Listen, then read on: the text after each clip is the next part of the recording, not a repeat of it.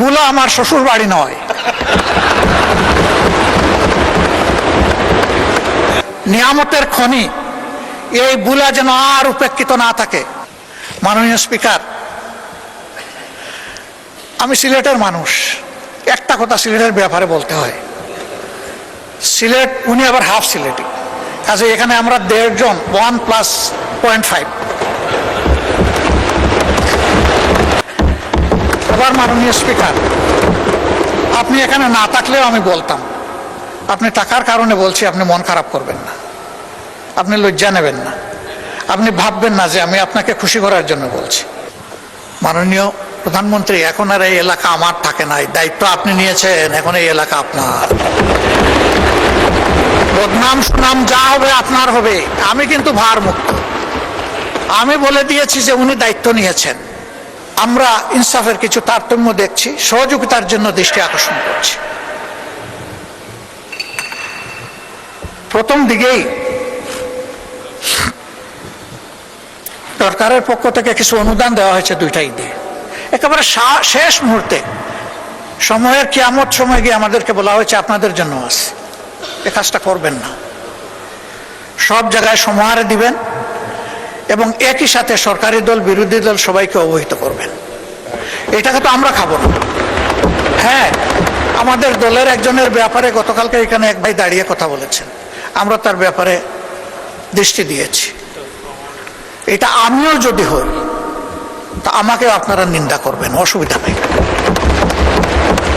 কিন্তু জনগণের হক শুধু আমরা বিরোধী দলের এমপি এই কারণে যেন নষ্ট না হয়। প্রসঙ্গত বলতে চাই, প্রথম অধিবেশনের শেষ বক্তব্যে মাননীয় প্রধানমন্ত্রীর আগে আমি একটু কথা বলার সুযোগ পেয়েছিলাম। যে এলাকার মানুষ আমাকে নির্বাচিত করে এখানে পাঠিয়েছে, মিরপুর কাফরুলের ঢাকা 15 আসনের মানুষ, তাদের কিছু সুখ দুঃখের কথা বলেছিলাম। মাননীয় প্রধানমন্ত্রী সদয় হয়ে আমাকে তার বক্তব্যে বলেছিলেন যে আপনার ওই বিষয়গুলো আমাকে আপনি দিয়ে সহযোগিতা করুন, তথ্য দিয়ে। আমি 4 দিনের মাথায় সেটা তার দপ্তর এবং সংশ্লিষ্ট দপ্তরগুলোতে পৌঁছিয়েছি।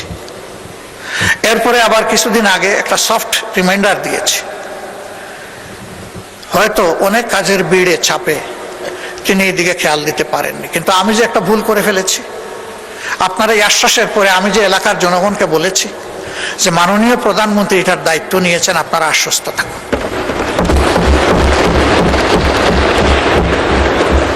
আমি মাননীয় প্রধানমন্ত্রীকে বলেছিলাম অবস্থাটা পানির জন্য কারবালার মতো, 1 ফোঁটা পানি পান করার সুযোগ দিন। পানির জন্য এখন ডেইলি সেখানে মানুষ বিক্ষোভ করে। আবার কিছু অসাধু ব্যক্তি রাজনৈতিক যোগ সাজসে রাতের বেলা এরা পানির পাইপ কেটে বিভিন্ন জায়গায় তাদের পাওনাটা আদায় করে, অবৈধ পাওনা আদায় করে সেখানে পানির অবৈধ সংযোগও দিচ্ছে। প্রতি সপ্তাহে সর্বোচ্চ বার বিকাশ পেমেন্টে 50 জন হবেন পেমেন্ট চ্যাম্পিয়ন। জিতে নিন টিভি সহ আকর্ষণীয় সব প্রাইজ। মাননীয় প্রধানমন্ত্রী, এখন আর এই এলাকা আমার থাকে নাই, দায়িত্ব আপনি নিয়েছেন, এখন এই এলাকা আপনার। বদনাম সুনাম যা হবে আপনার হবে, আমি কিন্তু ভার মুক্ত। আমি বলে দিয়েছি যে উনি দায়িত্ব নিয়েছেন, এখন আপনি কি করবেন সেটা আপনার ব্যাপার।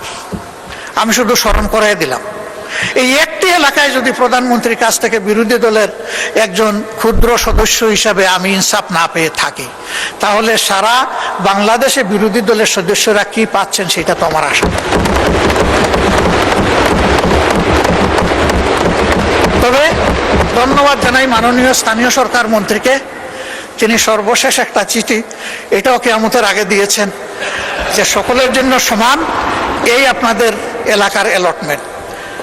আপনি যখনই দেন আপনাকে বিশেষ ধন্যবাদ, সমানভাবে দেওয়ার কারণে। এই সাম্যতাটাই চাচ্ছি, এইটাই মেনটেইন হোক সর্বক্ষেত্রে। মাননীয় স্পিকার, আমি সিলেটের মানুষ, একটা কথা সিলেটের ব্যাপারে বলতে হয়।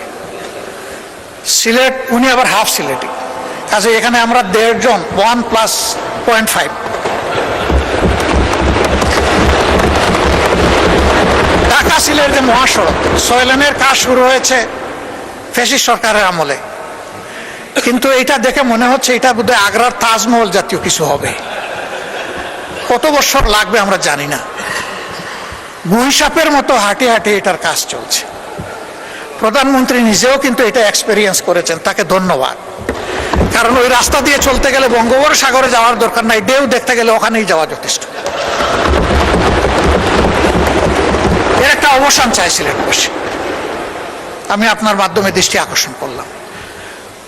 যোগাযোগ মন্ত্রী মহোদয় আছেন, মন খারাপ করবেন না, আপনাকে সাহায্য করার জন্য বলেছি।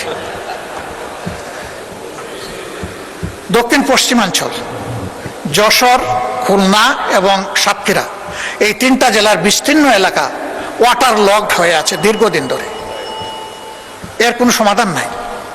ফলে কৃষক, কৃষি সবকিছু হুমকিতে পড়েছে, এমনকি শিল্পও হুমকিতে পড়েছে। আমি অনুরোধ করব অগ্রাধিকারের ভিত্তিতে এই বিষয়টার প্রতি নজর দিন। এবার মাননীয় স্পিকার, আপনি এখানে না থাকলেও আমি বলতাম, আপনি টাকার কারণে বলছি, আপনি মন খারাপ করবেন না, আপনি লজ্জা নেবেন না, আপনি ভাববেন না যে আমি আপনাকে খুশি করার জন্য বলছি। আমি আমার দায়বোধের জায়গা থেকে, দেশের ভালোবাসার জায়গা থেকে বলছি। ভোলা দেশের সর্বদক্ষিণের জেলা। এই জেলাটি অন্য কোনো জেলার সাথে স্থলভাগে সংযুক্ত নয়, এটাও একটা ওয়াটার লক জেলা, এটা বাংলাদেশের অংশ। তাদের অধিকার রয়েছে বাংলাদেশের অন্যান্য সকল জায়গার যোগাযোগ ব্যবস্থার যে সুবিধা তারা পেয়ে আসছেন, ভোলা এখন এটা পেতে চায়, এটা পাওয়া তাদের অধিকার। ভোলার এই সেতু শুধু ভোলাবাসীর কপাল পরিবর্তন করবে না, আল্লাহ তাআলা ভোলায় যে অপার সম্ভাবনা রেখেছেন, এই ভোলা গোটা বাংলাদেশের এক বিশাল অংশের চিত্র পরিবর্তন করে দিতে পারে। এই জন্য আমাদের নিয়ামতের খনি এই ভোলা যেন আর উপেক্ষিত না থাকে। এই ভোলার সেতুটা আসলেই এটি একটা সম্ভাবনার স্বপ্ন। এই সেতু বাস্তবায়ন হোক। আমার এই প্রস্তাবে সরকারি দল খুশি না, আমি কি করবো, আপনার দলই খুশি না। ওই তারা তো সেই রকম উষ্ণ অভিনন্দন জানালেন না। মাননীয় স্পিকার, আমি আরো আপনাকে আশ্বস্ত করছি, ভোলা আমার শ্বশুর বাড়ি নয়।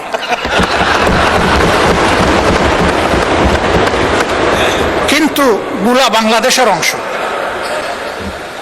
বাংলাদেশের প্রতি ইঞ্চি জায়গাকে আমি বিশ্বাস করি এই 350 বা 348 জন সংসদ সদস্য অন্তরে ধারণ করেন, আমিও ধারণ করি। তাই আমার দায়বোধের জায়গা থেকে আমি কথাগুলো বলি। ভোলার উন্নয়ন পুরা দক্ষিণাঞ্চলের উন্নয়ন বয়ে আনুক, আমি দোয়া করি। নামাজ পড়ো জান্নাত যাওয়া, রোজা করো জান্নাত যাওয়া। এই নামাজ রোজাটাই টিকিট। আপনারা কি একাই দেশ চালাবেন? আপনারা কি একদলীয় শাসন কায়েম করবেন? আপনারা কি আওয়ামী লীগকে পুনর্বাসন করতে চাচ্ছেন? 4 মাসও আপনারা একজন লোক খুঁজে পেলেন না যে সেই প্রেসিডেন্ট কে হবে। আমি অনুরোধ করব, আমার একটা টিকিট দরকার, আমি জানাতে যেতে চাই। টিকিটের রংটা কিরকম, কারণ সবটার টিকিট তো লাগবে। আমাকে টিকিট দিয়ে দেখেন জামাত বিক্রি করছে। মানুষ তো বলা শুরু করেছে যে জামাত জানাতে টিকিট বিক্রি করে, জাহান্নামের টিকিট বিক্রি করে কে? নতুন দল ক্ষমতা আসছে, তাদের ভাগ্যের পরিবর্তন হয়েছে, কিন্তু জনগণের ভাগ্যের পরিবর্তন আমরা দেখতে পাইনি। আমরা কিভাবে বিশ্বাস করতে পারি আপনারা সেই পথে পা বাড়াবেন না? অতীত ইতিহাসকে আমাকে স্মরণ করে দেয় যে আমরা দেখেছি যে সরকারি আমলই হোক না কেন 5 বার দুর্নীতি চ্যাম্পিয়ন হয়েছি। আমরা সামনে যে দুর্নীতি চ্যাম্পিয়ন হতে পারবো না, তার নিশ্চয়তা কে দেবে আমাদেরকে? তাই আমরা আপনাদের কথা শুনতে চাই না, ভাষার কথামালা দিয়ে আমাদের আকৃষ্ট করবেন না, কাজের মাধ্যমে প্রমাণ করুন আপনার দুর্নীতি মুক্ত হয়ে এই বাতেরটাকে অক্ষরে পালন করার চেষ্টা করবেন। আমি মনে করি আজকে 348 জন এমপি একযোগে যদি আমরা শপথ বাক্য করি 1 টাকার দুর্নীতি আমরা করব না, তাই দুর্নীতি বাংলাদেশ থেকে উৎখাত হবে ইনশাআল্লাহ। আমাদের মনে রাখতে হবে, বাংলাদেশের সাধারণ অশিক্ষিত লোক দুর্নীতি করেন না, দুর্নীতি করে শিক্ষিত লোকেরাই, কেন তারা বিভিন্ন পদে দায়িত্ব পালন করে থাকেন। কেন শিক্ষিত লোকেরা শিক্ষিত হবে দুর্নীতি করেন? তার প্রধানত কারণ আমরা অনেক কিছুই করেছি, উন্নয়ন করেছি, কিন্তু মানুষের মানব জগতের উন্নয়নের জন্য, চারিত্রিক উন্নয়নের জন্য শিক্ষা ব্যবস্থার মধ্যে কোনো আমূল পরিবর্তন করি নাই। শিক্ষামন্ত্রী অনেক সুন্দর সুন্দর কথা বলেছেন, কিন্তু এই লোকগুলোকে ভালো করার জন্য, সৎ করার জন্য দিনী শিক্ষা ছাড়া, ধর্মীয় শিক্ষা ছাড়া কোনো দেশে কোনোভাবে সৎ লোক তৈরি করা সম্ভব হয় না। আইন দিয়ে লোক সৎ করা যায় না। বিশেষ করে আমাদের মতো তৃতীয় বিশ্বের দেশগুলোতে আইনের ফাঁক ফোকর দিয়ে অনেকে বেরিয়ে আসতে পারে। মামা খাওয়া টাকার জোরে আইন নিজে কেনা যায়। আর এখানে যদি আমরা দিন শিক্ষা, নৈতিকতা শিক্ষার প্রথম এখন থেকে না করি, আমাদের ভবিষ্যৎ প্রজন্ম আরো ক্ষতির দিকে, যেটা আমাদেরকে তারা কোনো সময় ক্ষমা করবে না। তাই মাননীয় প্রধানমন্ত্রীকে বলতে চাই, উল্লেখ করে মাননীয় স্পিকার উনি অনেক উদ্যোগ গ্রহণ করেছেন। আমি অনুরোধ করব যারা বাংলাদেশের আগামী প্রজন্ম, আমাদের যে তরুণ যারা আজকে লেখাপড়া করার স্কুল কলেজ বিশ্ববিদ্যালয়ে যাচ্ছেন, তাদের অন্য অনেক শিক্ষার পাশাপাশি নৈতিক শিক্ষা, ধর্মীয় শিক্ষার দিকে আপনার জোর দিন। ইনশাআল্লাহ বাংলাদেশ সম্ভাবনার দেশ, এই বাংলাদেশ সম্পদের দেশ। এই সম্পদ সম্ভাবনা আগামী প্রজন্ম নৈতিক ধর্মীয় শিক্ষা এবং আধুনিক শিক্ষার সমন্বয়ে একটা সুন্দর আমাদের দেশ দুনিয়ার সামনে পেশ করতে পারবে ইনশাআল্লাহ। মাননীয় স্পিকার, আজকে অত্যন্ত দুঃখের সঙ্গে বলতে হয়, আমরা বৈষম্যের বিরুদ্ধে আন্দোলন করে দেশটাকে নতুনভাবে সাজিয়ার জন্য যুদ্ধে আমাদের আজকে এই পর্যায়ে এসেছি। কিন্তু আজকে আমরা 4 মাসের মধ্যে যা দেখলাম কর্মকাণ্ডে, আমরা সবচেয়ে বৈষম্যের শিকার। আজকে বাংলাদেশ বিরুদ্ধে যারা আমরা এমপি রয়েছি, সবচেয়ে বৈষম্যের শিকার। 1:10, 1:15 পর্যন্ত আমাদের ভারতের মধ্যে পার্থক্য দেখা দিচ্ছে। কেন করা হচ্ছে? আমরা বলছি সবার আগে বাংলাদেশ, এ কথা অত্যন্ত সুন্দর স্লোগান, কিন্তু কর্মকাণ্ডে কি প্রমাণ হয়? সবার আগে বাংলাদেশ, তার আগে বিএনপি, তার আগে বিএনপির এমপিরা। তো আমরা কোথায়? এটা থাকলে দেশে ভারসাম্য থাকবে না, বৈষম্য দূর হবে না। মাননীয় স্পিকার, যে কোনো বাজেট সফল বাস্তবায়নের জন্য রাজনৈতিক স্থিরতা দরকার, কিন্তু সরকারের কর্মকাণ্ডে মনে হয় না রাজনৈতিক স্থিরতা চায়। আজকে মর্নিং সোজা ডে আমাদের বিরোধী নেতা বলেছেন, তা একটা ভুল ব্যাখ্যা দিয়ে বলেছেন, মর্নিং সোজা বলতে বোঝাচ্ছে আপনার ফ্যামিলি কার্ড, অমুক কার্ড, তমুক কার্ড। আরে ভাই, জন্ম তো হয়েছে আপনার পরে। আপনাদের আমাদের শপথ দিয়েছেন 12ই ফেব্রুয়ারি, 17ই ফেব্রুয়ারি। তাই জন্ম হলো তখনই তো আপনার শপথ একটা নেন নাই, যে শপথ জনগণের কাছে আপনারা ওয়াদা করেছিলেন, মিটিং মিছিল আপনারা বলেছেন, গণভোটের পক্ষে আপনারা প্রচারণা চালিয়েছেন যে আমরা ক্ষমতায় গেলে আমরা সংশোধন করবো, সংবিধান সংস্কার করব। কিন্তু আপনারা এমপি হওয়ার শপথটা গ্রহণ করলেন, কিন্তু সংবিধান সংস্কার শপথটা গ্রহণ করলেন না। তখন থেকেই তো আপনাদের সম্পর্কে জনগণের মধ্যে একটা বহুল সৃষ্টি হয়েছে। এবং এই জনগণের 70% জনগণের যে আকাঙ্ক্ষা, যে চাহিদা, যে দাবি, যা দেশকে পরিবর্তন করবে, নতুনভাবে দেশ এগিয়ে যাবে, সেই আকাঙ্ক্ষা যদি আপনারা পূরণ করতে না পারেন, স্বাভাবিকভাবে দেশে রাজনৈতিক হিসেবে থাকবে না, রাজনৈতিক অস্তিত্বের সৃষ্টি হবে। আমরা যারা বিরোধী আছি, জনগণের কাছে ওয়াদাবদ্ধ যে আমরা বাংলাদেশকে আগের দিক পিছের দিকে নিয়ে যেতে চাই না, বাংলাদেশকে আমরা এগিয়ে যেতে চাই। সংস্কারে একটা কাজও আপনি হাত দিলেন না, সবটাই বন্ধ করলেন। আপনার সুপ্রিম কোর্টে স্বাধীন বিচার থেকেও কিছু করতে পারলেন না, আইন বিচার লাইন নিজের হাতে রাখার চেষ্টা করলেন, পুলিশ কমিশনকে মারলেন না আপনারা, আর অনেক কমিশন হয়েছে, একটু বাস্তবায়ন করা হয়নি। আশ্বাস দিচ্ছেন, তা আশ্বাসে মানুষ কতটুকু বিশ্বাস করবে? 4 মাসে পর তো সে আশ্বাসে আমরা এখন সন্তুষ্ট হতে পারলাম না। তা আমি মাননীয় স্পিকার, আমরা অনুরোধ করতে চাই, আপনারা যে বিষয়টা সংসদের মধ্যে ফয়সালা হওয়া উচিত, সেই বিষয়টা সংসদের বাইরে নিয়ে যাবেন না। দেশের জন্য, আপনার জন্য, কারোর জন্য ভালো হবে না। আমাদের নেতা, তার ব্যাপারে বলা হয়েছে বিপ্লবের ডাক দিয়েছেন। আমাকে এখানে অনেক সদস্য বলেছেন উনি কৃষি বিপ্লবের ডাক দিয়েছেন। বিপ্লবের ডাক দিতে হবে না, যে 36-এর চেতনা যদি ধারণ আর বাস্তবায়ন না করেন, জনগণই বিপ্লব করবে। 17 বছরে রাজনৈতিক দলগুলো আমি ফ্যাসিস্টকে সরাইতে পারি নাই, কিন্তু বিশ্ববিদ্যালয়, কলেজ, স্কুল ছাত্ররাই যখন রাজপথে নেমে আসছে, আমরা তখন সাহস করে এগিয়ে গিয়ে এই শক্তিকে জোয়ার শক্তিকে আরো সংহত করে আমরা তাদের পতন হতে সমর্থ হয়েছি। তাই আপনারা যতই চেষ্টা করেন জোর করে ক্ষমতা থাকা যায় না। আপনারা জনগণের পালসটা বোঝেন, জনগণ কি চায়। তাই আমি মাননীয় স্পিকার আপনাদের মাধ্যমে আপনাদের বলতে চাই যে আপনারা অবিলম্বে জুলাই সনদ বাস্তবায়ন করেন, গণভোটের রায়কে আপনারা বাস্তবায়ন করার চেষ্টা করেন। মাননীয় স্পিকার, সময় আমার দিকে এগিয়ে শেষ দিকে হচ্ছে, এলাকা বলতে পারবো না। আপনারা জামাতকে নিষিদ্ধ কথা বলেছেন, আমি শুধু একটা কথা বলতে চাই, নিষিদ্ধের মাধ্যমে ধরলাম আমরা নিষিদ্ধ হয়ে গেলাম, এই শূন্যস্থান পূরণটা করবে কে? আপনারা কি একাই দেশ চালাবেন? আপনারা কি একদলীয় শাসন কায়েম করবেন? যে না করে এটা কে পূরণ করবে? আপনারা কি আওয়ামী লীগকে পুনর্বাসন করতে চাচ্ছেন? আমি তো মনে করি আওয়ামী লীগকে পুনর্বাসন করতে চাচ্ছেন, কারণ 4 মাসে আপনারা একজন লোক খুঁজে পেলেন না যে সেই প্রেসিডেন্ট কে হবে। আপনার ফ্যাসিস্ট সরকারের লোককেই আপনার পছন্দ হয়, তাকেই রাখার চেষ্টা করতেছেন। এত বড় বিএনপির দল, তাকে এত পছন্দ হয় কেন? তার কি কোন থেকে ইঙ্গিত পেয়েছেন যে তাকে রাখতে হবে? আমরা জানি না। জনগণের কাছে আপনারা খোলাসা করুন, এবং আপনার ফ্যাসিস্ট কিন্তু নির্মূল করতে চান, ফ্যাসিস্টের সব কিছুই চিহ্নকার মুছে ফেলুন। তার প্রথম পদ্ধতি যে প্রেসিডেন্টকে আপনারা আপনাদের দলের প্রেসিডেন্টকে আপনারা নিজেরা ঠিক করুন। মাননীয় স্পিকার, আমি একটা কথা বলে আমার এলাকার কথা বলতে চাই।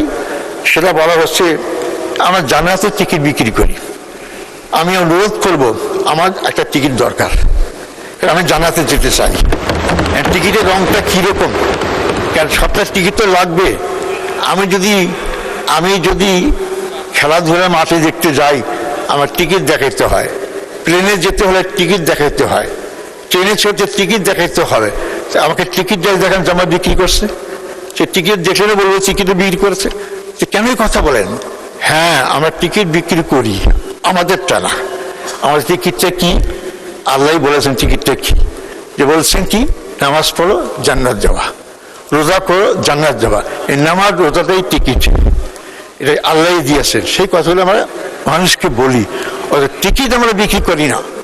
মানুষ তো বলা শুরু করেছে যে জানাতে টিকিট বিক্রি করে, জাহান্নামের টিকিট বিক্রি করে কে? আমরা তো জানি না। জান্নাত আর জাহান্নাম দুইটাই তো আছে, তো জাহান্নামের টিকিট বিক্রি করে কে? এই জন্য অবান্তর কথাগুলো বলে আপনারা মানুষকে বিভ্রান্ত করবেন না। 17 বছর জামাতের বিরুদ্ধে যত অপরাধ চালানো হয়েছে, জামাত 2টা সিট থেকে 48 সিট আসছে। আমাদের জনগণকে দূরে ফেলা যায়নি। তা এই সমস্ত কথা বলে জনগণকে দূরে ফেলতে পারবেন না। মাননীয় স্পিকার, আমি আরো কথা থাকলেও আমাকে সময় ছিল আমার যা তা দেওয়া হয়নি। আমার এলাকার কিছু কথা আপনাদের সামনে আমি বলতে চাই। সেটা হচ্ছে আমার এলাকার সবচেয়ে অবহেলিত এলাকা, উত্তরবঙ্গের রংপুর বিভাগের এলাকা। আমাদের এখানে মন্ত্রী আছেন উনি বলছেন তিস্তার, ওনার সঙ্গে শুনে বলতে চাই, আপনি প্রধানমন্ত্রী চীনে গিয়েছেন, কি আলোচনা হয়েছে আমরা পুরো জানতে পারিনি। অবিলম্বে তিস্তা ব্যারাজকে এখানে বাস্তবায়ন করা হোক, যাতে উত্তরবঙ্গের লোক উপকৃত হতে পারে। আমার নিজস্ব এলাকা রংপুরের মধ্যে বদগঞ্জ তালাগঞ্জ অবহেলিত, 70% রাস্তা কাঁচা, একটাও পাকা করা সম্ভব হয়নি। আমি আবেদন করব সংসদ মন্ত্রীর কাছে এই রাস্তাগুলো পাকা করার জন্য। ইত্যাদি মাদ্রাসা যা আছে সবগুলোকে যাচাই বাছাই করে সরকারি করার জন্য। ঢাকায় আমি মনে করি একটা বিশ্ববিদ্যালয় করা উচিত ছাত্রীদের জন্য, যারা মহিলা ছাত্রী হিসেবে পড়াশোনা করবে। সকল শিক্ষক যারা বেতন পায়নি, মাদ্রাসা শিক্ষক, তাদের বেতন দেওয়ার ব্যবস্থা করা হোক। এবং আমার এলাকার আরও যে সমস্যাগুলো আছে, জি, অসংখ্য ধন্যবাদ মাননীয় সদস্য।